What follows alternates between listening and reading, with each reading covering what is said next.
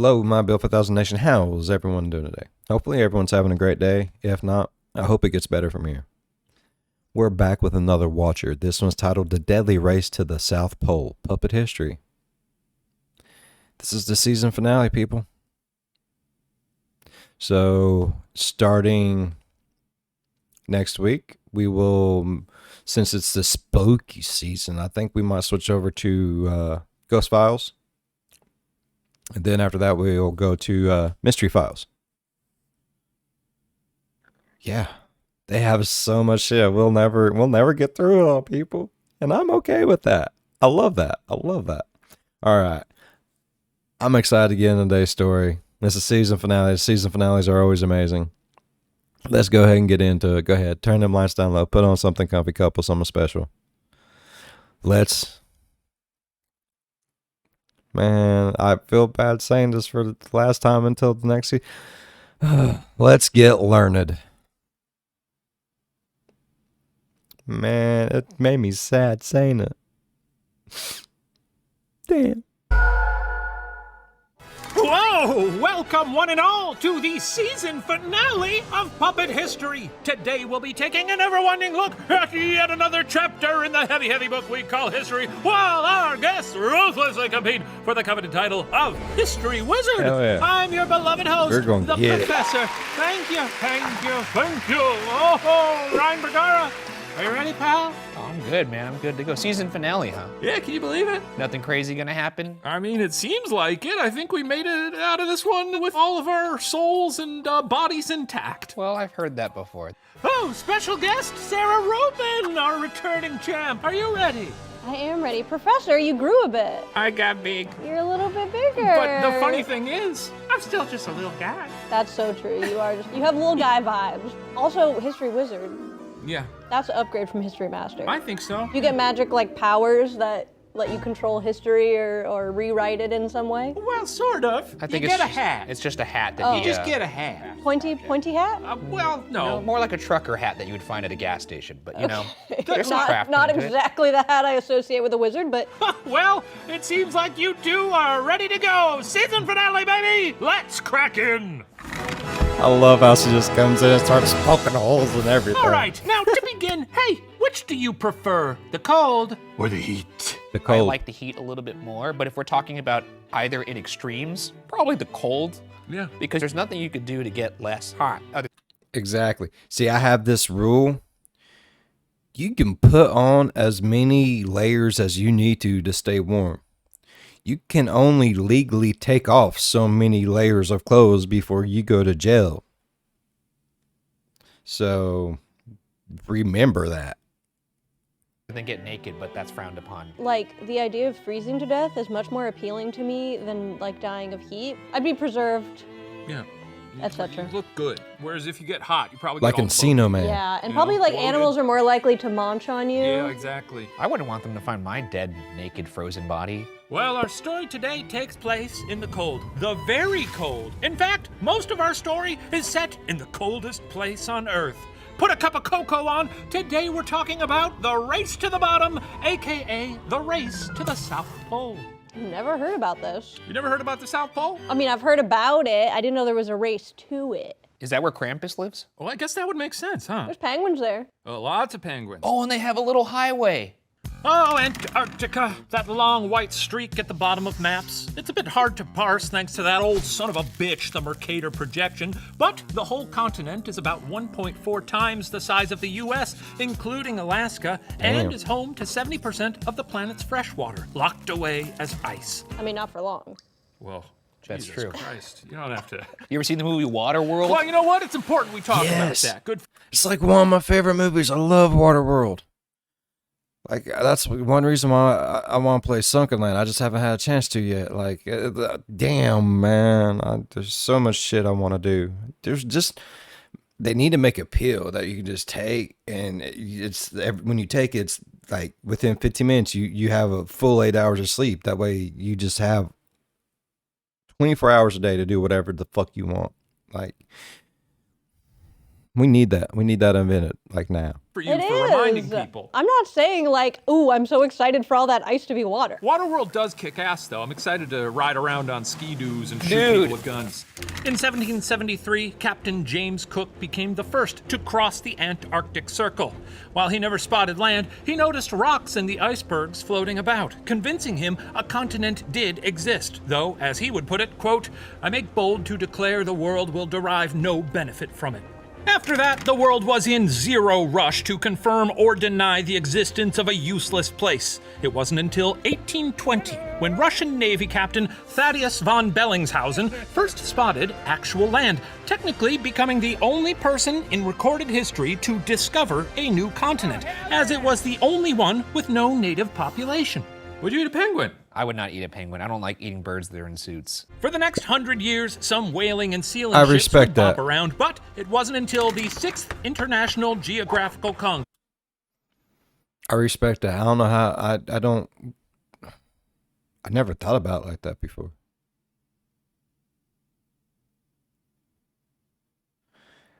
That'd be like eating a little butler.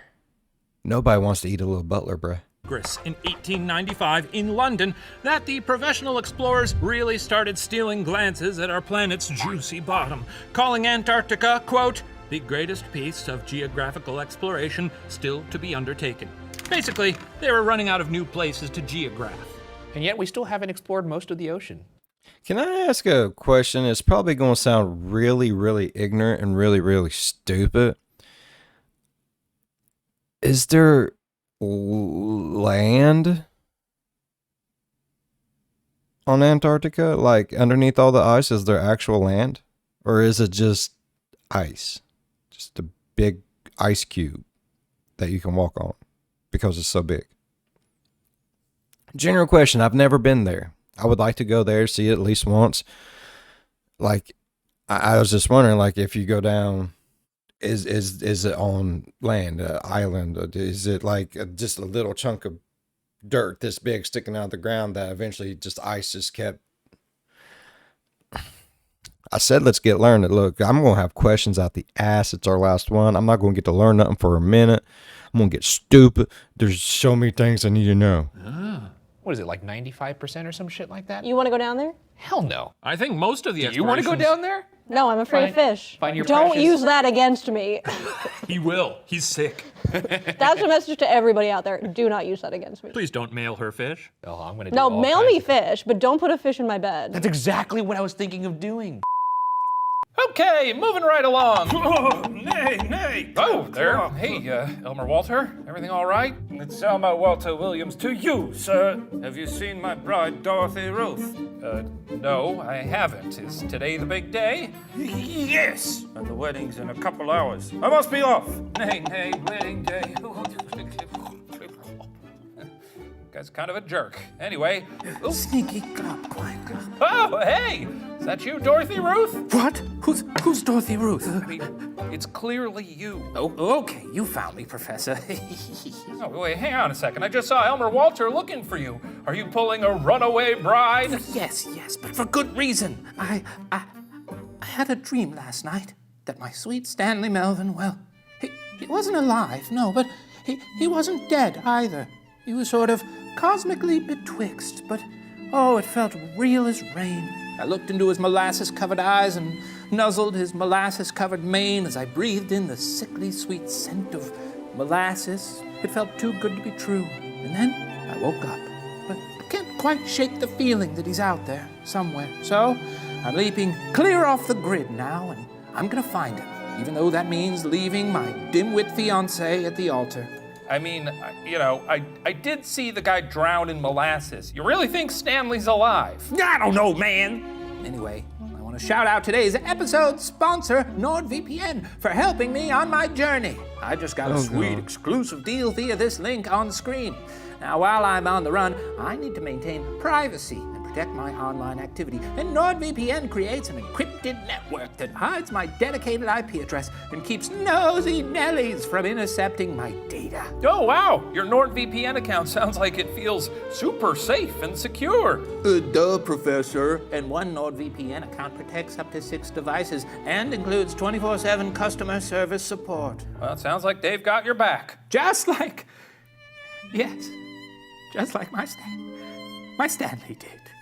It just, just wasn't feeling the same with Elmer Walter. He was always asking me for my bank account information. Well, that's concerning. It was sus as hell, but now with my reliable NordVPN, I've got all these amazing cybersecurity tools like NordPass to access all my passwords, Data Breach Scanner to send me alerts if any sensitive information gets exposed, and an encrypted cloud storage app called NordLocker. Best thing is I didn't even have to download a new app on this burner phone to set it up.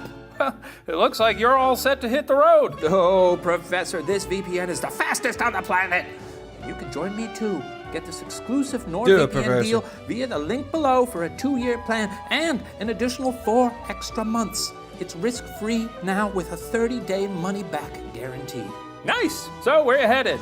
Oh, Professor, you know very well I can't divulge that information. But let's just say it rhymes with schmurgatorf. All right, Dorothy Ruth. Well, don't forget a coat and good luck. Okay. Goodbye. Okay. With the world's ear now trained for news of Antarctica, in August of 1897, Belgian Navy... How the fuck she gonna get to purgatory? This thing is gonna get fucked again next season. Or I think it's gonna get fucked in this is the season. Man, I love puppet history. Like, it's the only non-scary thing that gives me the chills whenever I watch it. Like, I don't know why. Like, I'm always wondering, what's gonna happen next? Motherfuckers are too good at their job. Naval officer Adrian Victor Joseph de Gerlache de Gumry set off on an old whaling ship he'd bought called the Belgica. With him was a crew of 19, speaking 5 different languages, none more valuable than 25-year-old first mate Rul Amenson. Raoul Engelbrecht Grovning Amundsen was born July 16, 1872 in Borg, Norway. At age 15, Amundsen read about Sir John Franklin, a British explorer who had searched the Arctic for a northwest passage. Between Franklin and the famous Norwegian Fridtjof Nansen, Amundsen became so captivated by Arctic explorers that he began dedicating his whole life to preparing for a similar life in the cold. For instance, by sleeping with his windows open to get used to the frigid Norwegian nights. Damn, that's metal. I tried doing one of those cold plunges recently. I lasted 10 seconds.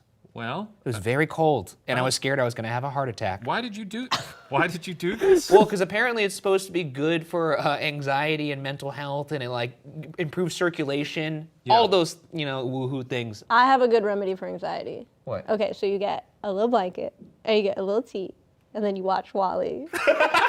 That does sound pretty good. So that's the Sara Rubin method. By the time he was 25 and setting off on the Belgica, he'd already been on a seal hunting excursion in the Arctic and lost in the mountains of Norway for days without food. If ever there was someone prepared to thrive in the Antarctic, it was Amundsen. Even still, Amundsen's trip would prove to be a trying one. During a January storm, a man was lost overboard on Amundsen's watch.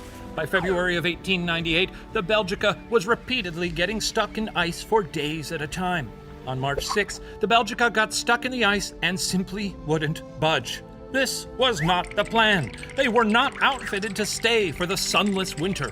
As Amundsen wrote on March 11th, things were, quote, starting to get interesting. It's gotta suck to journal when like you're so that. cold. With a little inksicle. Yeah, can you imagine me like, I can't feel my fucking fingers. Let's write about it. I wonder if they made any snowmen on the deck. I don't think they did. About 8 months into the trip, on April 1st, Amundsen was brainstorming a solution. I think they became snowmen on this. Which included he and another man spending 6 weeks looking for an iceberg to winter on, eating penguins and seals for months until the weather turned, then eventually paddling a kayak to Australia. it never would have worked, though the crew did resort to eating seals and penguins to stay alive. Amenson loved it, writing how one could, quote, take the meat as it is and put it in the pan with a little butter, and you have the most delicious steak you could wish for. Penguins look fatty, so I imagine it would be very tasty. Nice little penguin burger. Sounds awesome. Like, yeah, like I'm glad they're not eating each other. If but- we were on a boat together, Sarah, and I died of natural causes, Okay, what kind of boat? Like what this kind of boat, Big Okay, boat. like a big ship. like a big ship, we were Okay. the last two left, and then Who's I the died. captain? The captain's dead. Well, you're Okay. the captain now.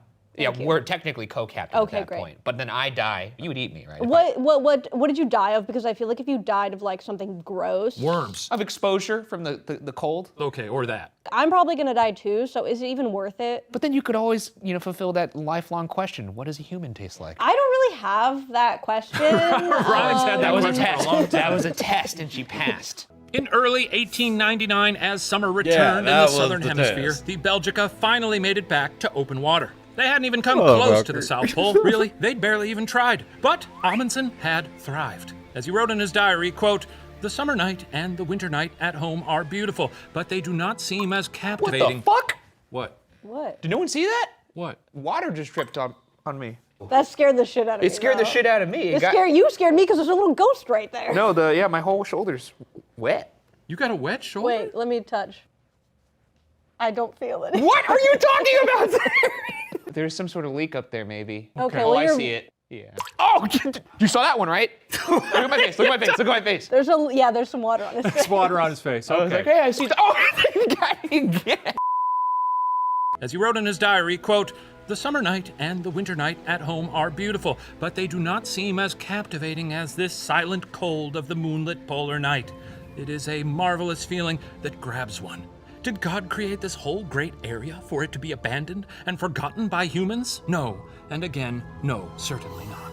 As Amenson sailed his way back north in June of 1899, in the British Isles, another man was planning a trip south. Robert Falcon Scott was born June 6, 1868, in Devonport, England. Cool name. Strong name. Strong. Strong name. He sounds like the real name of like a superhero, like Yeah. Peter Parker. Falcon. Badass. I've never met anybody with the name Falcon. Scott. That's not a nickname. That's his actual birth-given Actual middle name. birth name, yeah. God damn, that's fucking cool. Scott joined the Navy at age 12, Man. impressing officers with his wits, Parents were so much better naming kids cool ass shit like that. I'm just Billy. charisma, and enthusiasm. Chosen to lead an expedition south by the Royal Society and the Royal Geographical Society, Scott and his crew left the UK on July 31st, 1901, establishing winter quarters on Ross Island in February of the following year. Ross Island is down in Antarctica. It's not where a bunch of Rosses live. Rachel. I love Rachel. No, Yeah, we have- That's some Friends humor. I'm not even reacting to it because I don't think it's funny. On November 2nd, Scott set off with 2 companions and a sledge pulled by 19 dogs in an attempt to reach the South Pole. The team laid food and supply depots in the snow as they set off so they could carry only what was necessary and still have food for their return trip. By December 30th, Scott and his 2 companions had made it to 82 degrees 17 minutes south, but had to turn back due to illness and hunger.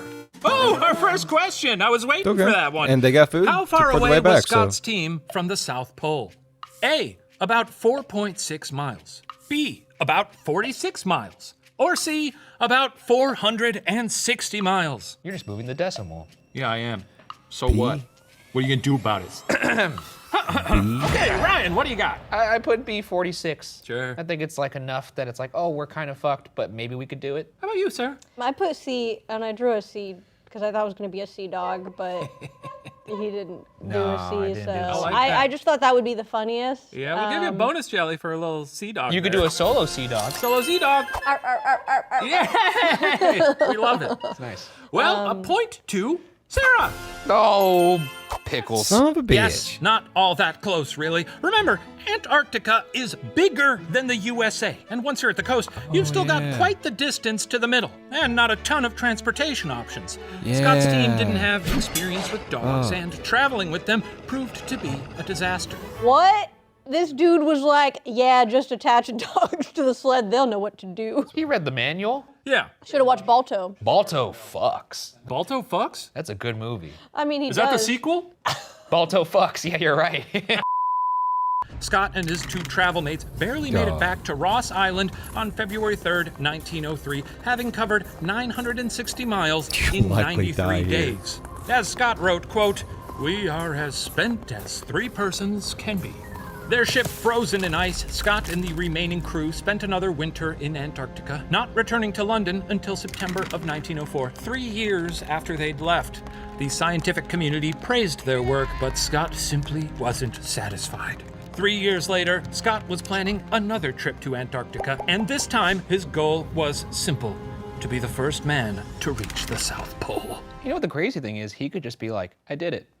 He could have I made it. Yeah. You want to go Cool. check my work? You won't be able to. Yeah. And then that would be like their version of like the people who think the moon landing is fake. Exactly. While it took him a long time to raise money for this second expedition, a crew was surprisingly easy to source. 8,000 people volunteered to risk their lives under Scott's command. Having learned much from his first trip down, Scott devised a new plan to actually achieve the pole. Ooh, what was Scott's plan? A, same as the last time, but double the dogs and double the men. Shit, he double dog dared himself. B, training polar bears to pull the sledges. No way. Or C, unused technology and horses. God, I wish it was the polar bear one. They're fucking vicious. I want to say polar bears. C. They're considered hyper carnivores. Yeah, they're the most Cool. violent bear by a wide margin, I feel. You ever see those guys just going to town on a penguin? Yeah, and they're just covered in blood Yeah. because their white fur just soaks it up. It's disgusting. Yeah. Ryan, what do you got? I did just a double dog dare. He doubled them up. Sure. Sarah, how about you? I also said A because he doesn't seem very bright. Whoa. So I feel like he was just like, more. Okay, well, I think we're going to find out via the magic of theater. Oh, by the way, are you guys getting chilly? God.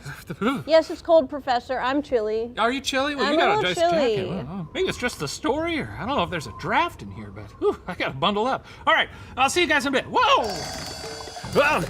Eureka! With this plan, I shall surely make it to the South Pole. Wow, how exciting. What you got in store for us, Commander Scott? Okay, so dogs were a real pain last It's getting time, weird. So I'm done Why with is it weird? dogs.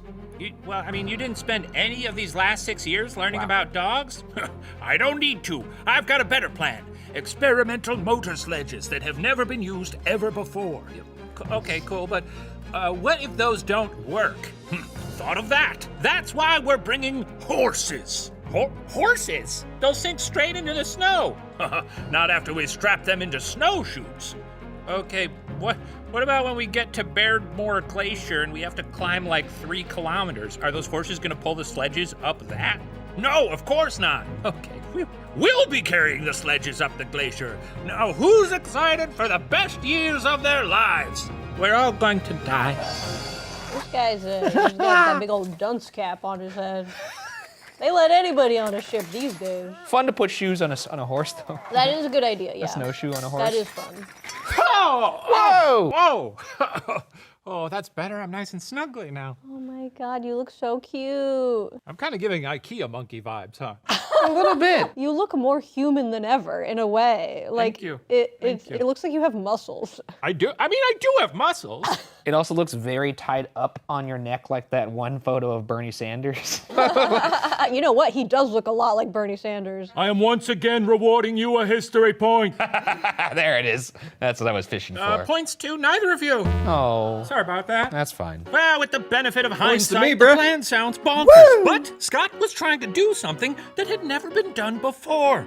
On June 15th, 1910, a week and a half after his 42nd birthday, Scott and his crew set off from Cardiff, Wales. During the journey south, storms claimed some of their equipment, like horses and coal. During one storm, a dog named Osmond was swept overboard by a giant wave. Oh. But the next wave washed him back on board. Yay! Yay! That's good. What? That's good. so funny. That's oh my fun. God. That dog must What? have been traumatized. He got washed up by one wave, and the sea was like, "Hey, you can have this shit back and threw the poor puppy back up on there." That's great. Finally, It's on Aquadome. January 4th, 1911, Scott and his crew anchored in the ice at McMurdo Sound. 2 of the motorized sledges were immediately put to work. hauling equipment from the ship to camp. But the third and largest sledge immediately broke through the ice and sank 60 fathoms into the sea. It took 2 weeks for the men to erect their 1,250 square foot base camp. The seaweed-lined, basically single-room space wasn't exactly cozy, but it was home. As all the pieces fell into place for his trek to the pole, Scott suddenly received some upsetting news. Uh-oh. What was the bad news? A, they were not alone. B, the other 2 sledges had also broken through the ice. Or C, Scott's wife and son were dead. I'm ready. Put A, not alone. Okay. Because it sounds like the start of a horror film. Somebody's watching me. I put A, they're not alone, because the title of the episode is The Race to the South Pole. Oh, interesting. That's a Yeah. good. That's So that was also- a context clue. solid Good logic. point of reasoning Yeah. there. A jelly bean for both of you. Hey! Yes, as John Carpenter knows, the worst thing that can happen when you think you're alone in Antarctica is not being alone in Antarctica. Unfortunately for Scott, this was no alien. No, it was Rul Amenson. Amenson had landed in the Bay of Whales, a full 70 miles to the south. This was a total surprise. Scott had planned for a deliberate, scientific journey to the pole, but Amundsen's presence suddenly changed things. Scott's men were pretty upset that some Norwegian punk was trying to beat them in a race they didn't even know they were in. As Scott wrote to his wife, quote, "I don't know what to think of Amundsen's chances. You can rely on my not saying or doing anything foolish, only I'm afraid you must be prepared for finding our venture much belittled. After all, it is the work that counts, not the applause that follows." Oh, were they talking all kinds of shit to each other too? That'd be great. I feel like either these 2 parties are like gonna fight or party. I think they're gonna fight. So how Fight or did fuck? Amundsen manage to organize Got it. this expedition without anyone in Scott's expedition knowing? A few years prior, in November So literally, all they know is fighting, fucking, and racing. of 1908, Amundsen announced to the Norwegian Geographical Society that he was planning a new expedition to be the first person to reach the North Pole. Huh? Yeah, that's right. All this concern about the South Pole when no one had even been to the North Pole yet. As Amundsen was preparing to stand atop the globe, news broke that Frederick Cook, an old crewmate of Amundsen's on the Belgica, had made it to the North Pole. Days later, American Robert Peary claimed Cook was a fraud, and it was he who had made it to Santa's hometown. To this day, both claims are debated, but Amundsen didn't care about the details. His dream of being the first to reach the North Pole was thwarted. Nevertheless, the arrangements had already been made, and so, on June 7, 1910, Amundsen and a crew of 19 men left Svartskog on a boat borrowed from his childhood hero, Fridtjof Nansen. Friends and family waved Norwegian flags at the departing boat. On board, though, Amundsen had a dirty little secret. Oh! What was his dirty little secret? A. They were actually sailing to Antarctica. B. Amundsen had secretly succeeded in training polar bears to haul sledges, and one was in the hull. Or C. He would be picking up a whole second crew in southern Africa. Okay. A? Ryan, did you wear stripes earlier this season? I think I might have, but it was a long sleeve shirt. It's a stripy season for you, huh? It is a stripy season. You look like a mime. Thank you. You look like a fucking mime. Yep. Oh, he's drink. Well, yeah. All right. Oh, Oh, you you smashed broke the it glass. And You got you broke glass it in your and then hand. pulling it out. oh. Now eat it. Yeah. Chew it. Swallow it. Oh, impressive. Whoa. Really nicely done. Wow. I'm Okay. gonna put A for Antarctica because I'm at a loss here. A. Oh, that's gonna be jelly beans for both of you. Hooray! Yes, Amundsen's crew and boat arrangements had been made with the intention of going to the North Pole. But Amundsen changed his intended target without telling anyone on board. As he later wrote, quote, "It may possibly appear to many people that I was running a pretty big risk in thus putting off till the last moment the duty of informing my comrades of the very considerable detour we were to make. Suppose some of them, or perhaps Hey, by the way, we're going that way. In case y'all didn't know. all had objected.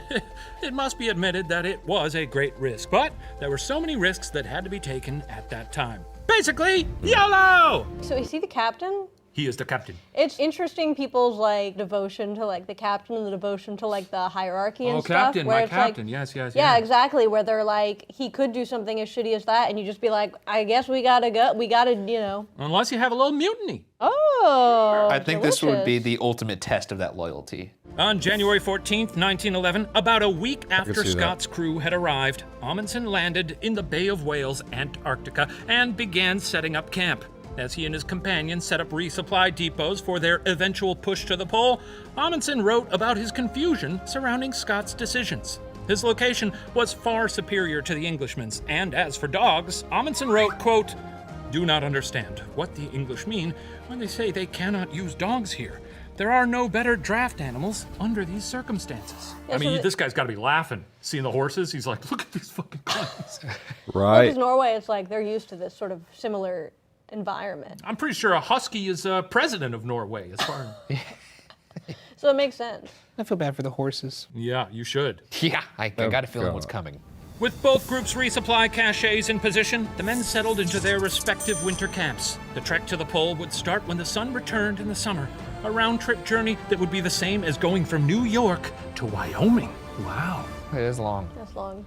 All right, with our two outfits waiting at the starting line, we've got time to get a good look at the teams and pick our sides. Racing on behalf of King George V and the British Empire, Robert Falcon Scott. Scott has 2 motorized sledges and 9 of his original 19 ponies left, 2 of the lost horses having been eaten by what must have been very confused killer whales. Oh my God. That's true. That's crazy. That's not a joke. You think he probably after that was like, That's right. What a some more fine of that. delicacy. He's got a taste for horse now. Bigger bones than he's ever had. I was about to say, and a penguin's nice and fatty, so it's probably delicious. Yeah. A horse is very muscular and gamey. It probably was like, Yeah. just spit that shit back onto the Just boat. imagine- Thing sucks, send it back. A mangled, chewed horse corpse rocketing out of the water. Like, "Pachoo." For clothing, Scott and his men Good are outfitted God. with wool underwear and a windproof outer layer. 90 miles closer, racing for King Håkon VII and the proud populace of Norway, we have Rul Amenson. Amundsen's crew will be carried on 7 sleds by 84 dogs wearing loose furs in the Inuit style. Oh, Okay. all right. For a jelly bean, who do you think's going to be the first to the pole? Oh, he certainly seems more prepared. My money's on that guy Yeah, I for think sure. I like the underdog, but, you know, it seems like a I no-brainer. want to here. say Falcon Yeah. because I love As the they name, waited, but one of Amundsen's crew wrote what everyone was thinking. If you were not the first at the South Pole, you might just as well just stay at home. yeah. Zing. On September 8th, 1911, with the thermostat touching a balmy negative 38 degrees Celsius, Amundsen set off with 8 men pulled by 84 dogs. 3 days later, as the temperature dropped below negative 55 degrees Celsius, the alcohol in their compasses froze. On September 14th, they reached their first supply depot. But with frostbite setting in already, the men decided to leave the equipment and turn back. Amundsen was heartbroken. How did they not all immediately get frostbite in like 15 minutes? Well, I mean, they're bundled up, but yeah. Your face is still somewhat exposed. The I would- face. You have your the eyeballs. face. Yeah. Do the eyeballs not just? I was freeze? about to wonder, at what temperature do your eyeballs They freeze? probably got some nice goggles or something. Surely they had goggles then. It's the early 1900s. They had goggles. They got goggles. They had- Because they definitely wore goggles in Downton Abbey. Yeah, these guys were probably steampunk as fuck. You know. Yeah, they, sure they. His men, however, were furious. Back at camp on September 17th, Amundsen wrote, quote, "At the dinner table, I asked each individual what he thought of my actions. There was only one opinion, that I had acted correctly. This was a sad end to our excellent unity." Dissension was starting to seep in. And the guy who said that was like a guy who they hated. Oh, no, Captain. I I think you did a real good decision making. Shut up, Bob. Fucking That's Bob, such a kiss-ass loser. Bob. 70 miles to the north, Robert Scott waited until November 1st to set off, hoping the improved weather would aid his ponies in their trek. Unfortunately, even with the improved conditions, the ponies kept sinking up to their bellies, and before long, they were, converted into rations. Yikes. No. Nice way to put it, though. And then the others were whale food. Each man now had to lug 200 pounds through the damp snow, and many of the men began to be affected by snow blindness, which you may recall from that old Donner Party episode meant their eyes were literally sunburnt. Yikes. Ouch. I'm freaking tired. Like, I'm so tired hearing this. Like, I never heard of anything that I want to do less. You know, fun to go on an adventure, but not fun to have sunburnt eyeballs. Not really worth it, though, for what essentially boils down to like a bar story. Like, oh yeah, I went to the South Pole. It was cold. There's not much to see. Like, other places you explore is like find like some cool stuff or nature. This is just like, it's snow. Maybe I'm just not an adventurous guy, though. I've never understood things like this, like people who want to climb Everest. I don't get that either. No thanks. Sometimes when I fall on my snowboard, getting back up is really fucking hard. Like, I get sweaty. Well, that's concerning. Wah. As Scott's expedition progressed, his men kept growing weaker and losing more weight. The clothes lacked ventilation, causing their sweat to freeze inside their jackets. Support groups were periodically sent back to the base camp until only 4 men remained for the final push. By January 16th, the group was only covering 5 to 7 miles a day, but they could sense that they were getting close. And with no signs of the Norwegian team, spirits were high. Suddenly, one of the 4 men, Bertie Bowers, called out. Wait, we're getting close. Did they see a little stripy pole in the distance? No, but, you know, they're doing cartography stuff. I almost feel like it'd be better to just die out there because then there's like an air of mystery. Yeah. Yeah, rather than come back and be like faced with shame. I Right. prefer living. Yeah. But if you had to go, you would love to freeze to death. Sure. Yeah. I'd love Why to. not? Provided that I froze in a funny position. Yeah. Let's freeze you real quick. Let's see. Let's see. Nice. Okay. I want to be like Rodin, like. Great. Okay. Very nice. Yeah. Oh, what did Bertie Bowers have to say that was so important? A. Amenson was only a mile behind them. B. There was an odd black spot on the horizon. Or C. He was about to die. Or D. Iceberg ahead. Or C, I farted. That's good too. Are we locked in? Yeah. All right, what you got? Yeah, hey, we're not alone. I'm gonna say, be the black spot. Oh, the black spot. Very Wish it- scary. Hey, would you guys like to find out via the magic of theater? If we must. Yay! Okay, I'll be right back. Bye. Oh, this sucks. This sucks so bad. Oh, chin up, Bertie, you old bird. We're on the forefront of man's knowledge of nature. We're mere hours away from being the first men to set foot at the South Pole.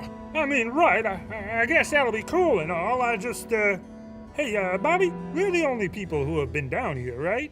Oh, my dear Bertie, you really are losing it. Of course it's only us. And the only thing around here is ice, right?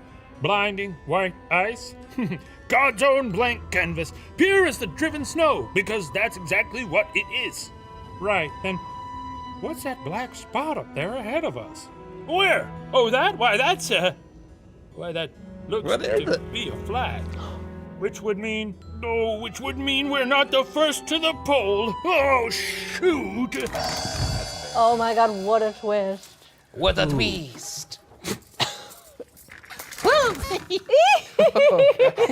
A jelly bean for Sarah! Yay! Yes, as Scott wrote that night, quote, "This told us the whole story. The Norwegians have forestalled us and are first at the pole. It is a terrible disappointment, and I am very sorry for my loyal companions. Tomorrow we must march on the pole and then hasten home with all the speed we can compass. All the daydreams must go. It will be a wearisome return." I love this journal entry's just like, fuck. Yeah, dude, I beefed it. Damn. Beefed it hard this time, Scott. My B, guys, my B. While Scott wrote about how tough the return would be, Amundsen was already most of the way through his. So how'd that crazy Norwegian end up first at the pole anyway? Well, let's backtrack a bit. After his first failed attempt, Amundsen waited for more than a month, until October 20th, to start again. Since they had already been through the first part of their journey, the beginning went swimmingly. By December 8th, they passed 88 degrees in 23 minutes. Until then, the furthest south anyone had been. And on December 14th, Rul Amenson and his 4 companions became the first people to make it to the South Pole. The next few days, the men trekked about, taking measurements. As Amundsen wrote, "Here we are at the South Pole, an extremely flat snow plain, almost nothing uneven to see. The sun passes around the sky at practically the same height to shine and warm from a cloudless sky. It's quiet tonight and so peaceful. The dogs are all stretched out in the sun to enjoy, despite the slight hustle and bustle. Apparently, life is pretty good. I'd pay anything to just see the moment when, after it wore off and they got there, they were like, yeah, we got here, we're the first.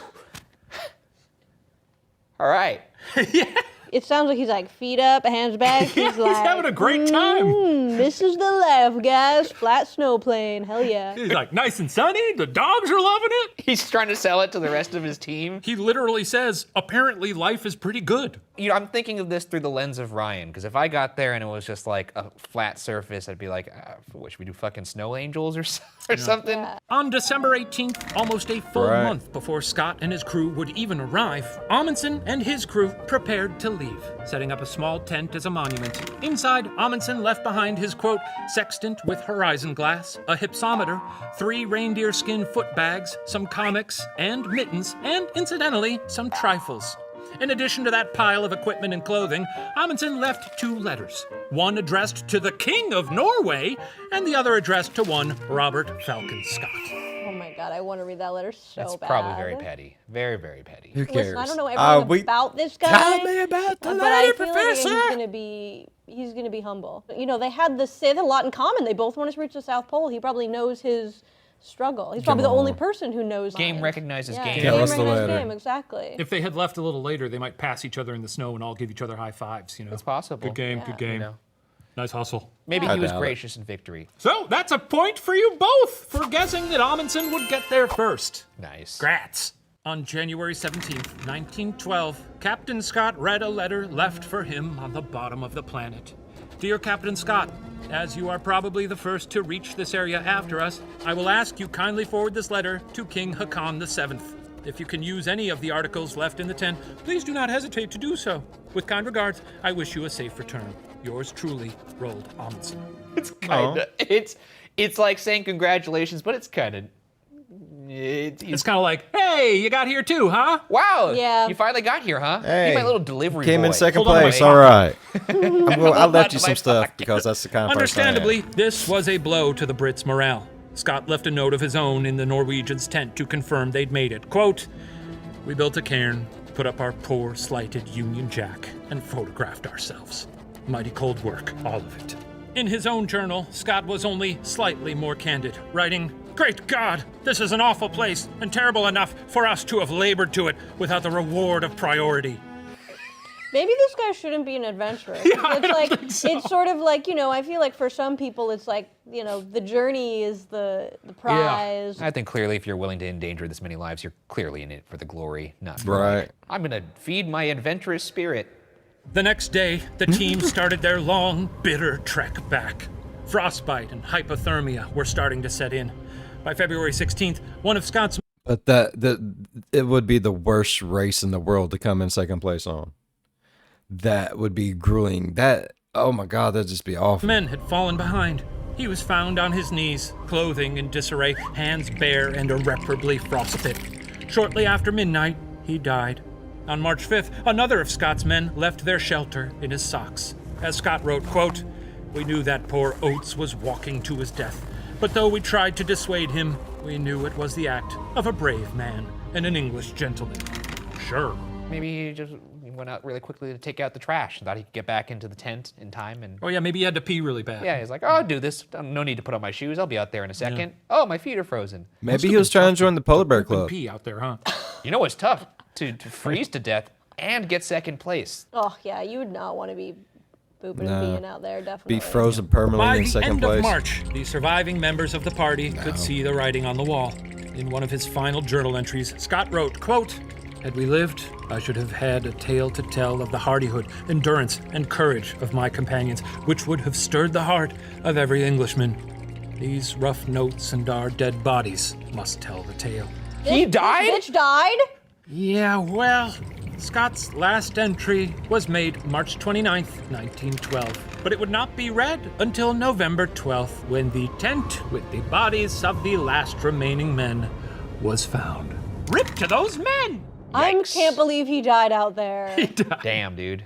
Yeah. That's a tough way for a Falcon to go. Born a Oh my Falcon, God. died a frozen turkey. I The guess the poor moral of the story Falcon. is, even if you have a cool name, Man. that doesn't mean you can do anything. That's right. On March 8th, Falcon soars with the 1912, Eagles while now. Scott was mere weeks away from a frozen death, Amenson reached Australia with news that he had won the race he forced Scott into. He immediately began touring the lecture circuit, though not everyone was a fan, viewing Amundsen's secrecy at the outset as unsportsmanlike. I think it definitely is, but it's also like, he would have died anyway, I think. Yeah, he didn't have the equipment or the personnel to make this a successful journey regardless, so. It's not like Amundsen was like putting oil on the tracks or like, you know, putting out some Right. nails. or Yeah, throwing out anything, some like- banana peels or something for his Yeah. horses to slip on. For almost a year, Amundsen toured with no knowledge of Scott's fate. Finally, on February 10th, 1913, news reached the world that Scott, too, had made it to the South Pole, but had died on the return trip. Scott was immediately heralded as a hero, and the public kick-started what would be over $6 million today for his widow and son. For the rest of his life, Amundsen was deeply upset by the fact that Scott hadn't made it back from the pole, probably regretting the dick letter he'd left a doomed man. I wouldn't. Amundsen would eventually make it to the North Pole as well, becoming the first to reach both. Amundsen's reputation remained stained until the 1960s, when Scott's family published the captain's journals, showing the public that, well, frankly, Scott was pretty bad at his job. Apart from the mistakes with the motorized sledges and ponies, Scott hadn't planned for the amount of calories he and his men would burn, and had outfitted the expedition with the wrong kind of clothing. In short, he was doomed from An the idiot. outset. He beefed it on every level. Yeah. He was like, what do we need, flip-flops? Yeah, seriously. He spent so long making What the snowshoes fuck? for horses. People. Yeah. He forgot to pack some salt pork. Don't forget to pack a cardigan. Here's that? gonna be pretty chilly down there. Get you a No, little we're gonna need kerchief. These horseshoes. And Some how did nice things ear turn out muffs. for Amundsen? Well, in June of 1928, So- he set out to attempt and rescue a plane that had crashed in the North Pole. And he never returned.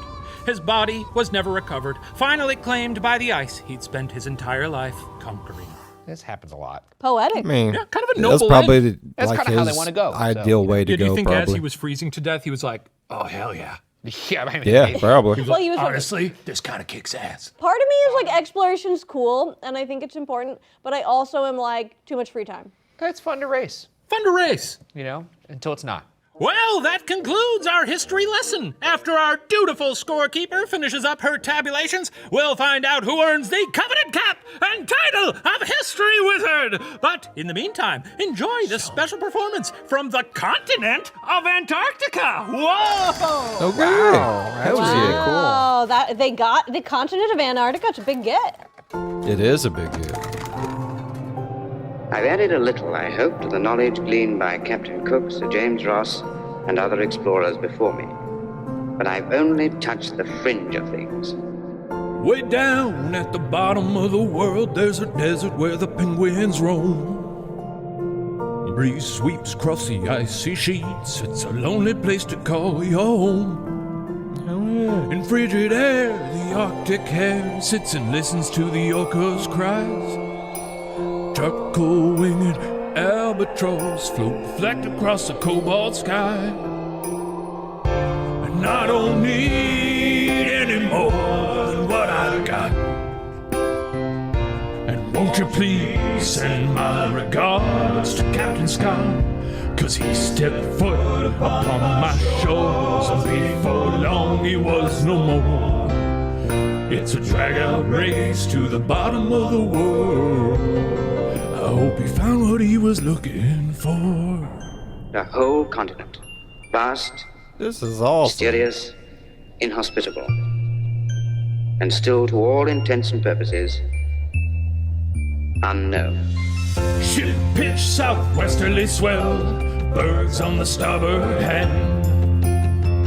Keen eyes shielding blinding skies, fixed upon the looming land.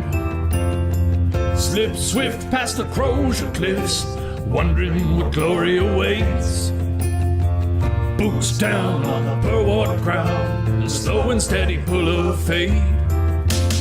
I don't need any more than what I got now.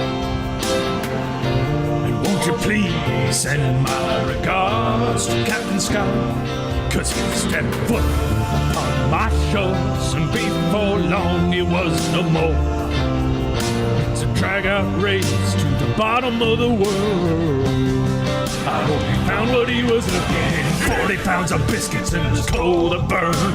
Oh, he's getting buckish, think they might have worms. We're cutting through and getting stuck in your bones, and you never ever felt so far away from home. Digging out the sledges when the sun comes up, trudging into nothing on a pemmican gut. Ponies having trouble jumping floor to floor, and you never ever felt so far away from home. I don't need any more than what I've got. Send my regards to Captain Robert Falcon Scott, 'cause he stepped foot upon my shores, and before long he was no more. It's a drag-out race to the bottom of the world. I hope he found what he was looking for. Captain, this Antarctica of yours is a cold, cool place.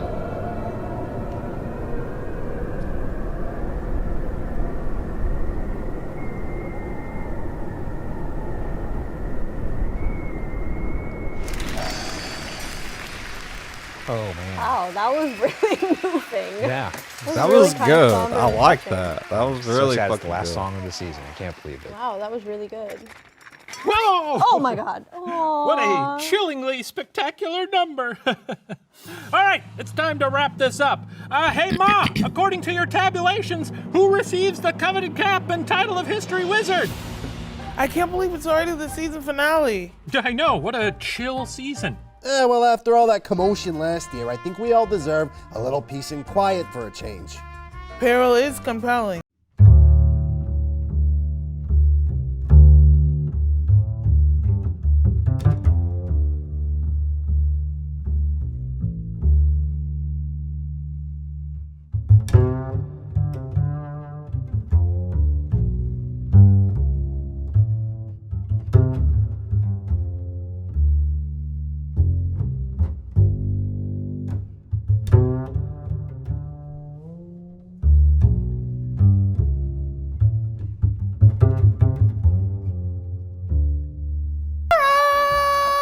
Yay! Congratulations, Sarah! Come collect your coveted cap, which you have so rightly earned.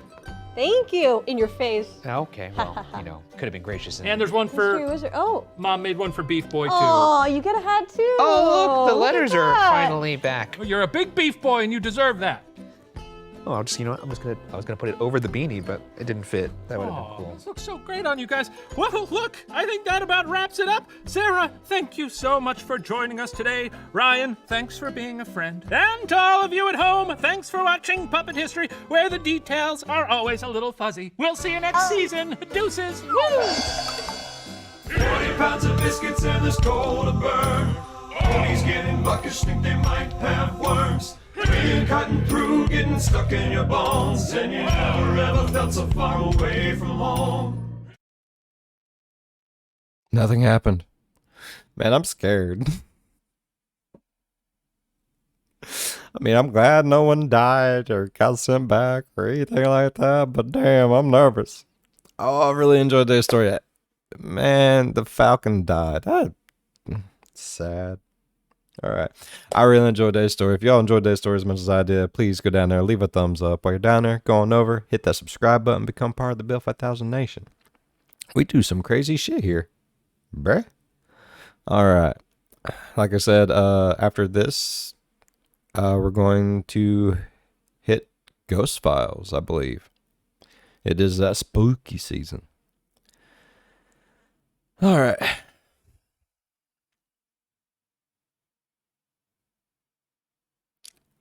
Yeah. It's weird. Next time we do this, it's not going to be puppet history. I don't know how to feel about it. All right.